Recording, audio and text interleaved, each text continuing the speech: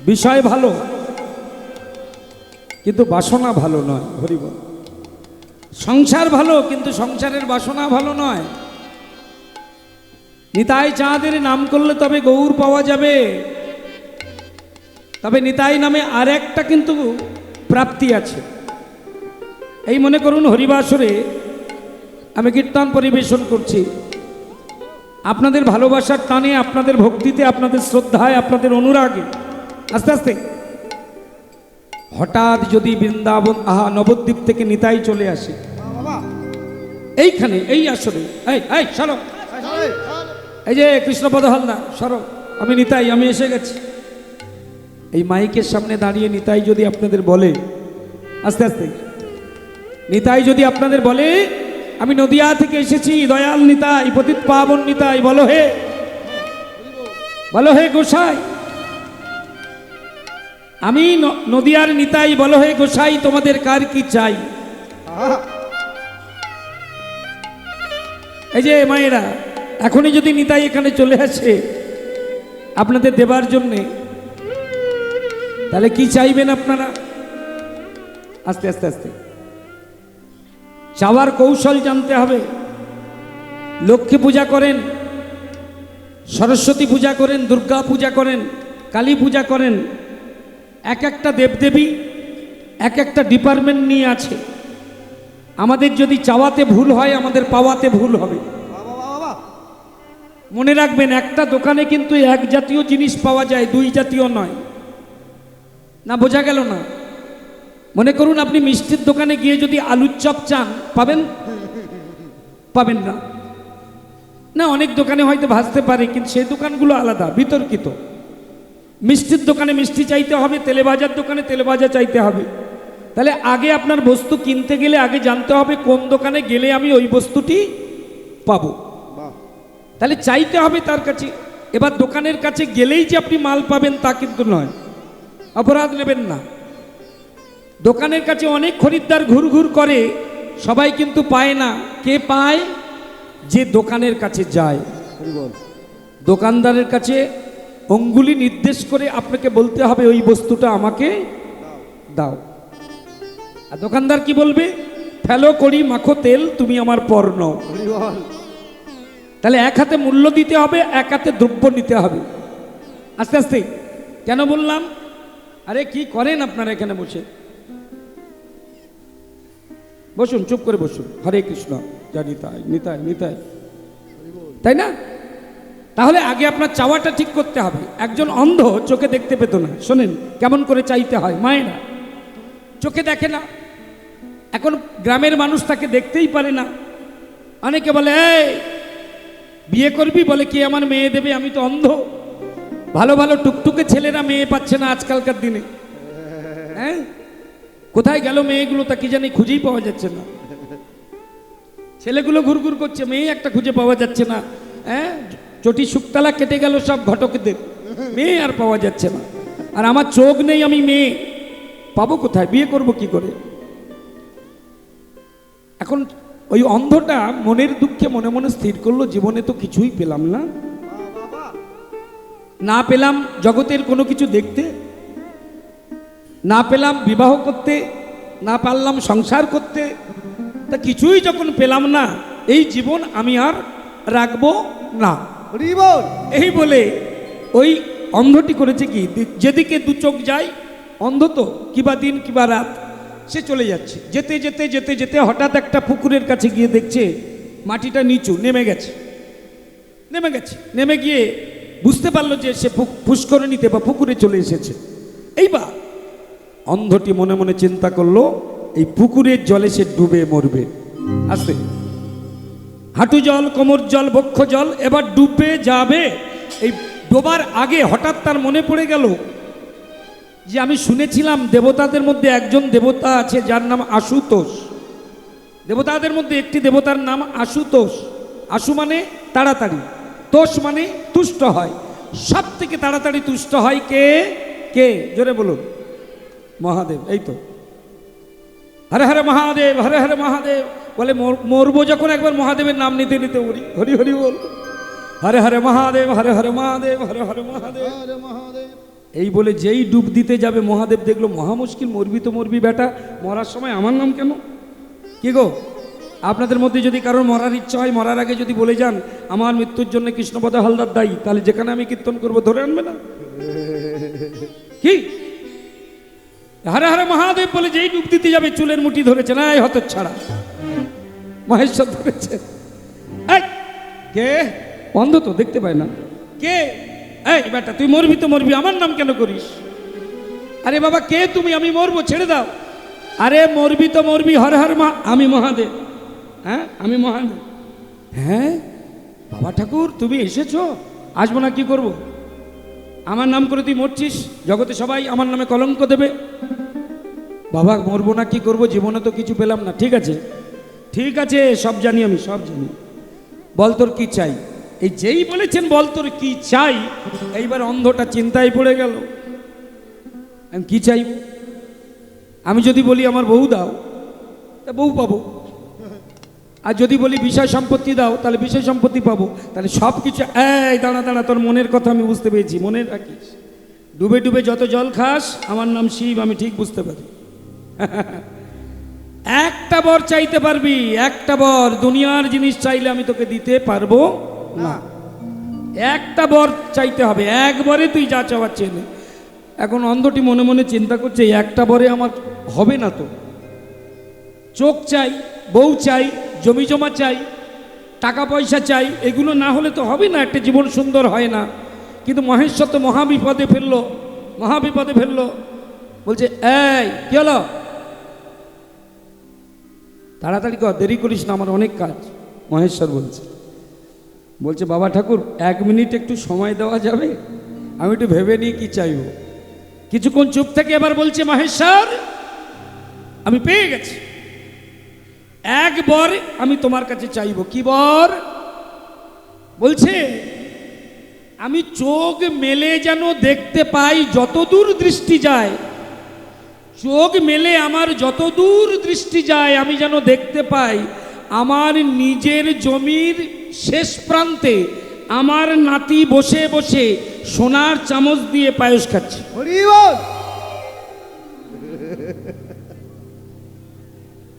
বোঝা গেল? চাওয়াকারে বলে দেখি,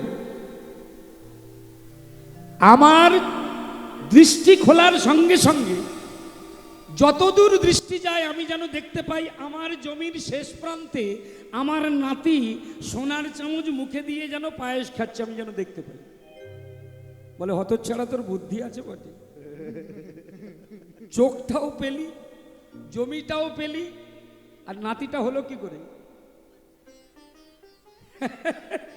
বউ হয়েছে, তার বাচ্চা হয়ে গেছে, তার বাচ্চা হয়ে গেছে, তাহলে নাতি আর সোনার চামচ মানে অর্থ সম্পদ তো থাকবেই, সম্পদ না থাকলে সেই ঘরের ছেলে সোনার চামচে পায়েস খায়? এই হলো এক চাওয়া, এক চাওয়াতে সব পাওয়া। সেই জন্য কান্তকবি বলছেন ও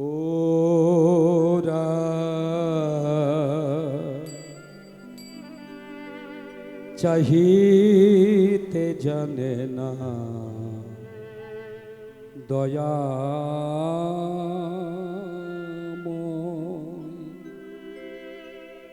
চাহে ধন জন আয়ু, ওরা চাহে ধন জন আয়ু আরোগ্য বিজয়। ও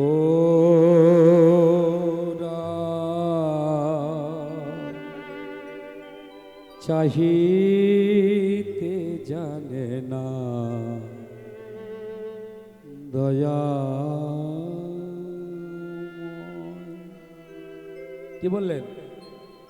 দুর্গা পূজা করেছেন, অষ্টমী ব্রত করেছেন, আস্তে আস্তে আস্তে বাড়িতে আলুর দম লুচি করে রেখে তাড়াতাড়ি ডালাটা সাজিয়ে আলতাটা কোনো রকমে পরে সিঁদুরটা পরে যত রাজ্যের গয়নাগুলো পরে মা দুর্গার কাছে গিয়েছেন। ঠাকুর মশা এসে গেছে, এসে গেছে। আরে মা একটু পরে, না না আমার এখন দাও, তাড়াতাড়ি দাও, মানে ওদিকে লুচি ঠান্ডা হয়ে যাবে, বুঝলেন তো?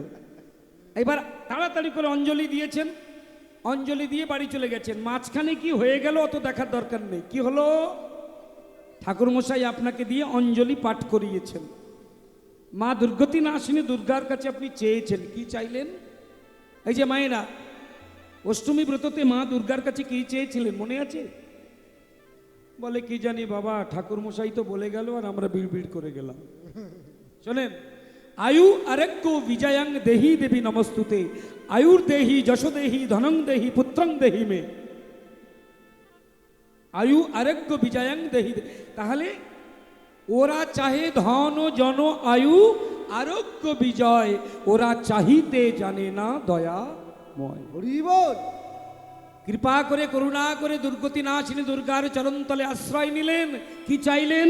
আয়ু দাও, আরোগ্য দাও, বিজয় দাও, ধন দাও, আচ্ছা বাবা, পুত্র না হয় দুর্গা দেবী দিলেন, কিন্তু সেই পুত্র যদি আপনাকে মা বলে না ডাকে, তাহলে পুত্র পেয়ে আপনার কি হলো? ধন দৌলত মা দুর্গা আপনার দিল, কিন্তু সেই ধন সম্পদ আপনি যদি ভোগ করতে না পারেন, পেয়ে কি হলো? মনে রাখবেন, যতই অন্যান্য বস্তু আপনি চান না কেন, সবকিছুর মূলে হচ্ছে প্রেম বা ভালোবাসা। এই যে জায়গাটায় আপনারা বসে আছেন, মনে রাখবেন, এখানে একটা সমুদ্র বইছে, সিন্ধু বইছে। আস্তে আস্তে আস্তে, করুণার সিন্ধু কুলে, কিসের সিন্ধু বললাম? করুণার সিন্ধু। এই জন্য এই গানগুলি মন দিয়ে শুনতে হয়। গান মানে জ্ঞান, গান মানে শুধু শোনার জিনিস নয়, কান আনন্দ পাবে নয়, এগুলো বিচার করে বুদ্ধি দিয়ে তবে শুনতে হয়। করুণা সিন্ধু কুলে বসিয়া মনের ভুলে, ওরা এক বিন্দু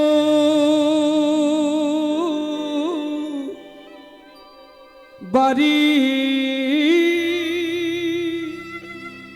তুলে মুখে নাহি লয়। আহা, যেমন সুর তেমন কথা। এই গানের স্রষ্টা যিনি, তাঁরই লেখা, তাঁরই সুর। এনার নাম হচ্ছে রজনীকান্ত সেন। আমাদের বাংলার সম্পদ গো মাইগুলো। আস্তে আস্তে আস্তে, কথা নয়, আস্তে। গানগুলি মন দিয়ে শুনবেন, তবেই আস্বাদনটা ভালো হবে। কীর্তনে শুধু কথা বললে হবে না, গানটা মন দিয়ে শুনতে হয়। কীর্তন গান বলি, কীর্তন কথা নয়। কথা যদি শুনবো তাহলে ভাগবত শুনবো, কেন আমি কীর্তন শুনতে আসবো? তাই না? করুণার সিদ্ধ কুলে, এই যে আপনাদের আমাদের সবাইকে বলছে, এখানে গৌরাঙ্গের করুণার সমুদ্রের ঢেউ বইছে। সাধারণ সমুদ্রে থাকে লবণাক্ত জল, আর ভগবানের করুণার সমুদ্রে এই যে হরিনাম বাসর, এটা করুণার সমুদ্র। এখানে কোনো লবণাক্ত জল নয়, এখানে যে জলের ঢেউ বইছে সেটা হলো প্রেমের ঢেউ, প্রেমের জল। যদি এক বিন্দু বাড়ি সেবা করতে পারেন তাহলে জীবন ধন্য। এক বিন্দু, ওরা এক বিন্দু বাড়ি তুলে মুখে নাহি লয়। পাড়াতে হরিনাম হচ্ছে, আমি শুনতে গেলাম না, গেলাম কুম্ভ স্নান করতে। হায় রে পোড়া কপা, বৃথা করে ছোটা ছুটি। কি বললেন? ওরা বৃথা করে ছোটা ছুটি, ধুলি বান্ধে মুঠি মুঠি, বৃথা সে আকুল হিয়া, ওরা আরো ক্লিষ্ট হয়। ওরা চাহিতে জানে না দয়া।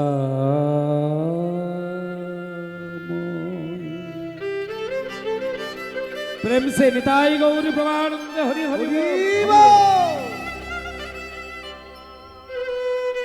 এত কষ্ট করে যখন এখানে এসেছেন হরিবাসরে, শুধু একটাই নিবেদন করব, এক একটা করে দল আসবে, বিভিন্ন লীলা কীর্তন শুনবেন, বাড়ি চলে যাবেন।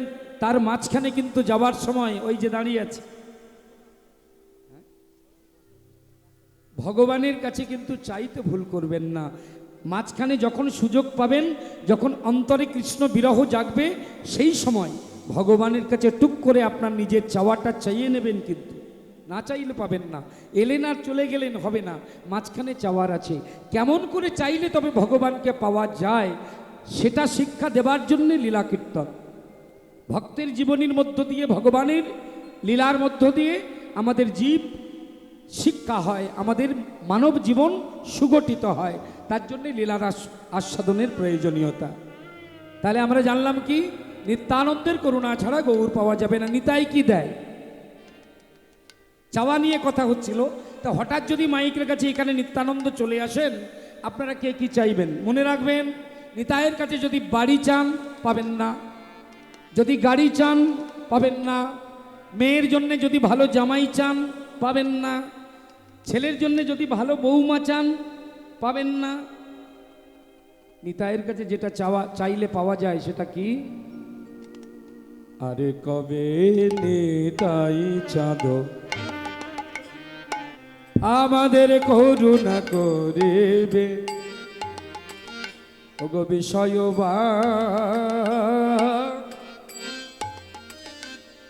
বাসনা মোদে, বাসনা মোদে, বাসনা মোদে, দয়াল বাসনা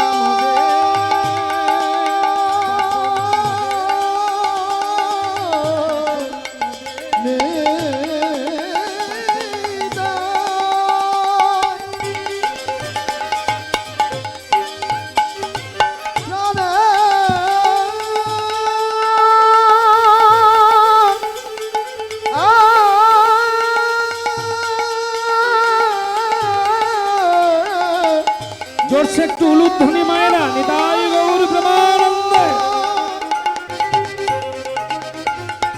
নিতাই আমার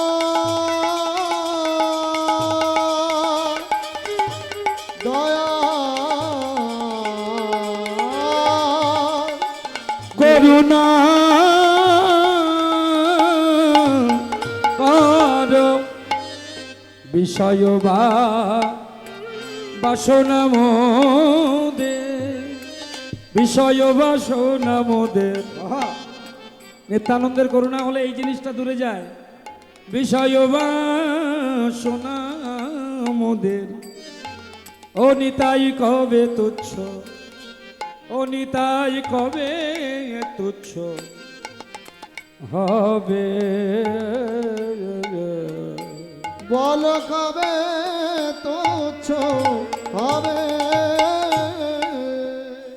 বিষয় বাসনা মোদের কবে তুচ্ছ হবে। আস্তে আস্তে আস্তে নিত্যানন্দের কৃপা হলে বিষয় বাসনা দূরে চলে যায়। বিষয় খারাপ নয়, কথাটি গুরুত্ব দেবেন। বিষয় খারাপ নয় মা, তবে বিষয়ের মধ্যে একটা বাসনা রূপ খুব খারাপ জিনিস আছে। ওই বাসনাটা কেটে অপারেশন করে বের করে দিতে হবে আস্তে আস্তে আস্তে। যেমন যদি হরিবাসর তথাপি উল্লেখ করি, বাড়িতে যদি কোনো ইম্পর্টেন্ট পার্সেন্ট মানে গুরুত্বপূর্ণ কোনো আত্মীয় আসে, তা অনেকেই বলে তো, ওগো শুনছো মেয়ের ঘরের বেয়াই এসেছে, এক কাজ করো একটা মাছ কিনে নিয়ে এসো বা পুকুরে একটা জাল ফেলো। তা বড় মাছ যদি কর্তা জোগাড় করে গিন্নির কাছে দেয়, আপনারা এখানে অনেক মায়েরা আছেন, মাছটা কাটবার সময় প্রথমে কোন দিকে কাটতে হয়, মাথার দিকে না লেজের দিকে? জোরে বলুন। মাথার দিকে কাটেন কেন? লেজ থেকে শুরু নয় কেন? এই প্রথম যে পোস্টটা দিল, প্রথম যে কাটলো, কেটে কিন্তু মায়েরা সাবধানে ওই মাছের পেটের মধ্যে একটা জিনিস খুঁজতে থাকে, ওইটা যতক্ষণ না বার করছেন ততক্ষণ শান্তি নেই। কি কি? হ্যাঁ, হরিবল, পিত্ত। কেন? ওই পিত্ত একবার যদি ভিতরে নষ্ট হয়ে যায়, গোটা মাছটা কি হবে? তিতো হয়ে যাবে। কেন বললাম? এই সংসারটা হচ্ছে মাছের মতো, আর সংসারের পেটের মধ্যে একটা পিত্তথলি আছে, সেটা হচ্ছে বাসনা। বাসনা কি বোঝেন তো? একতলা হলো, দুতলা হলো, তিনতলা হলো, তবু কর্তার মনে একটা বাসনা, চারতলাটাও হলে ভালো হতো। চাওয়া আমাদের শেষ নাই। এই যে নিরন্তর ক্রমবৃদ্ধিমান আমাদের প্রার্থনা, চাওয়া, ক্রমবৃদ্ধিমান আমাদের যে আকাঙ্ক্ষা, ক্রমবৃদ্ধিমান আমাদের যে ইচ্ছা, এই যে কামনা, এই যে বাসনা, এই বাসনার পিত্তথলি যতক্ষণ না আপনি অপারেশন করবেন, ভগবান বলছেন এই বিষয় তোমার ভালো লাগবে না। আস্তে আস্তে আস্তে। তাহলে সেই জন্যে কামনা বাসনা রূপী এই পিত্তটাকে বাদ দিতে হবে। হরে কৃষ্ণ। বিষয় বাসনা মোদের কবে তুচ্ছ হবে? এই বিষয় যদি আপনি, বাসনা যদি আপনি দূর করতে পারেন, যেমন বর্তমানে বাংলাদেশে খেতুড়িতে রাজবাড়িতে জন্ম নিয়েছিল আমার নরোত্তম দাস ঠাকুর, নাম শুনেছেন ঠাকুর মহাশয়। জমিদার নয়, রাজার ছেলে। বাবার নাম কৃষ্ণানন্দ রাজা, কৃষ্ণানন্দ দত্ত। মায়ের নাম ছিল নারায়ণী দেবী। মাঘী পূর্ণিমার পুণ্য লগ্নে যিনি জন্মগ্রহণ করেছিলেন। একদিন বাবার চরণ ধরে বলেছিল, বাবা তুমি বলো আমি কি করব? রাজপুত্র নরোত্তম দত্ত পিতৃচরণ জড়িয়ে ধরে প্রশ্ন করেছিল, বাবা তুমি কি চাও? জীবন শুরু করার পূর্বে পিতামাতার আদেশ তো দরকার। বাবা বলেছিল, খোকা আমি চাই তুই বিয়ে করবি, আমি চাই তুই সুখে সংসার করবি, আর আমার মৃত্যুর পর আমার এই যে রাজত্ব, এই রাজ সিংহাসনে তুই বসবি, তুই হবি খেতুড়ির রাজা।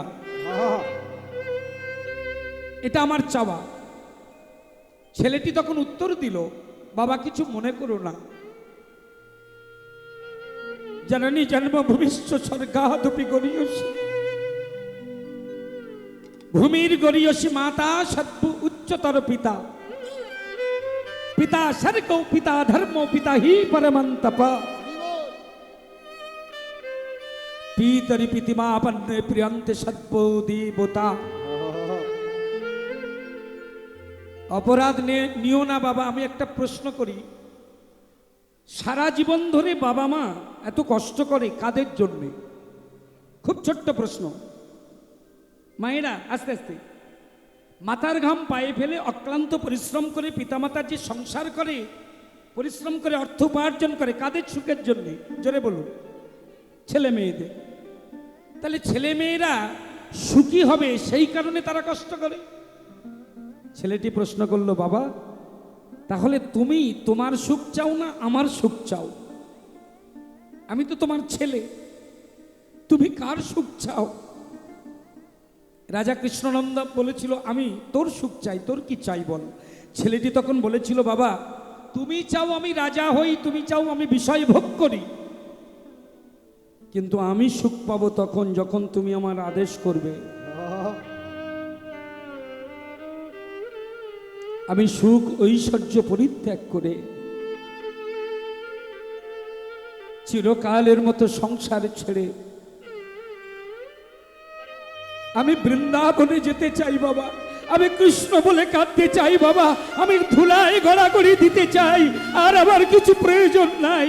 আমি শুধু কৃষ্ণ প্রেম চাই, আমি শুধু ব্রজ প্রেম চাই, আমি বৃন্দাবনে যেতে চাই। সর্বস্ব ত্যাগ করে নরোত্তম দাস ঠাকুর গেলেন বৃন্দাবনে। এমন হাজার হাজার প্রমাণ আছে চৈতন্য দর্শনে।